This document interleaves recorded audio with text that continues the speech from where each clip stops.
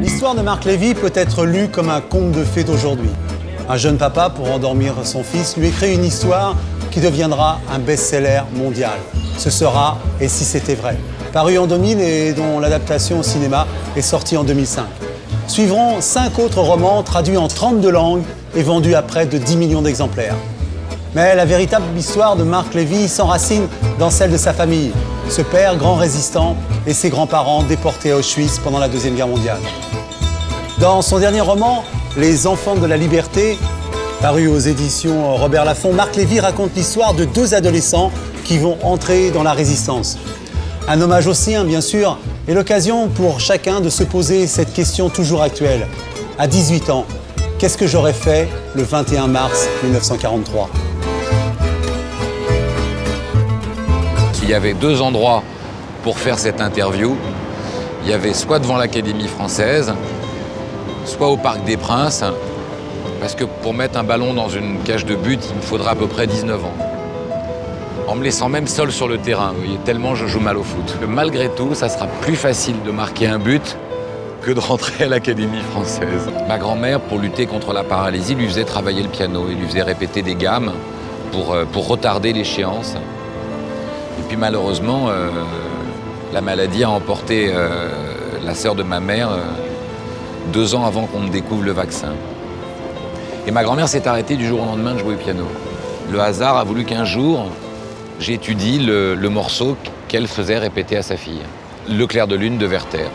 Elle est entrée dans ma chambre, elle s'est assise à côté de moi au piano et elle m'a dit « ça n'est pas comme ça qu'on le joue ». Et elle a posé ses mains sur le clavier et elle l'a joué à la perfection, alors qu'elle n'avait pas touché un clavier probablement depuis plus de 25 ou 30 ans. Et elle l'a joué une fois. Elle m'a dit voilà, c'est comme ça. Et puis elle s'est levée, elle est repartie dans sa chambre. Je crois que c'est ce petit moment de vie qui m'a donné envie d'écrire un de mes romans, qui était La prochaine fois, et dont le thème était celui de la vraie éternité chez l'homme, qui est ni celle du pouvoir, ni celle de la gloire, ni celle de la réussite, mais finalement celle de la mémoire du sentiment qu'on laisse après son départ, de la façon dont on a su aimer et être aimé. Le mec bien, t'en connais des mecs bien, droit et sincère, des mecs bien, en qui tu as confiance. Mon père était un grand résistant, mais en même temps, il a été surtout, il est un homme extrêmement humble. Et je crois que, puisqu'il ne nous a jamais parlé, ni à ma sœur, ni à moi, de sa résistance et de son passé de résistant, ce qui nous a le plus transmis, c'est, d'abord le goût de l'humilité, 2, celui de l'humour, et 3, celui de la liberté. Un jour, maman est entrée dans ma chambre et elle m'a demandé si je voulais les accompagner à Toulouse. Et comme on n'était pas très loin du bac, je m'étonnais que maman me propose de sécher les cours. Et donc je lui ai demandé pourquoi, et elle m'a dit parce qu'on va décorer ton père. Et je me suis retrouvé à Toulouse, entouré d'une dizaine d'hommes et de femmes qui avaient l'âge de mon père, et qu'on décorait de la Légion d'honneur à titre militaire. Et papa est resté très discret. Quand je suis revenu vers lui, en lui demandant pourquoi il ne m'avait rien dit, sa réponse m'a beaucoup touché, puisque sa réponse a été égale à l'humilité qui a habité cet homme toute sa vie et qui l'habite encore. Et il m'a répondu parce que la seule chose dont je veux que tu te souviennes plus tard, c'est que je suis ton père.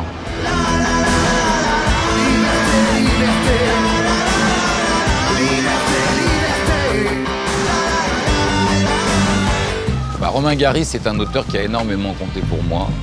Parce que Romain Gary posait des mots justes sur des sentiments. Il posait des mots justes sur des idées, sur des valeurs.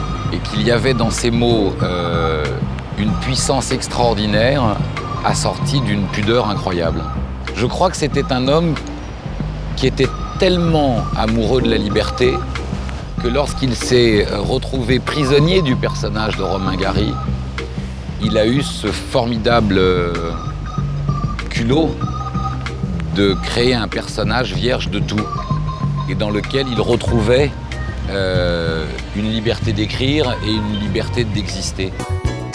Depuis l'âge de 22 ans, j'ai toujours aimé vivre en étranger et à l'étranger. D'abord, quand on vit en étranger, on vit dans une école d'humilité quotidienne. Parce que votre vie ne repose sur aucun acquis, il n'y a pas de certitude. Chaque chose de votre quotidien est une question, chaque pas que vous faites est une découverte.